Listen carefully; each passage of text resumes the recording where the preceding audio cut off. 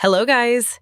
Red Rhine, ഭൂതകാലം, ബ്രഹ്മയുഗം എന്നിവയ്ക്ക് ശേഷം രാഹുൽ സദാശിവൻ മലയാള സിനിമയിലെ ഹൊറർ വിഭാഗത്തെ മറ്റൊരു തലത്തിലേക്ക് ഉയർത്തിയിരിക്കുന്നു തന്റെ പുതിയ ചിത്രമായ ഡയസ് ഇറായി മുഖേന.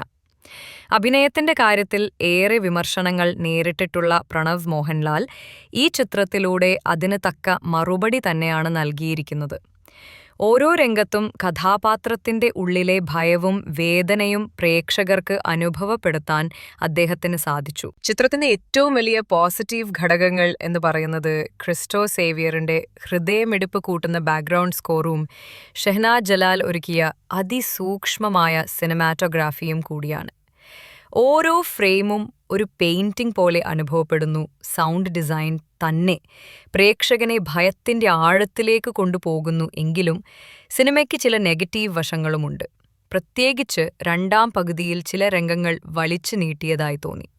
കൂടാതെ ചിത്രത്തിലെ തീവ്രമായ ഹൊറർ ഘടകങ്ങൾ എല്ലാ പ്രേക്ഷകർക്കും ഉൾക്കൊള്ളാൻ കഴിയുമോ എന്ന് സംശയമാണ്. എന്നിരുന്നാലും ഈ ചെറിയ പോരായ്മകൾക്കപ്പുറം മേലെ ഹൊറർ വിഭാഗത്തെ ഒരു പുതുയുഗത്തിലേക്ക് നയിക്കുന്ന ചിത്രം തന്നെയാണ്.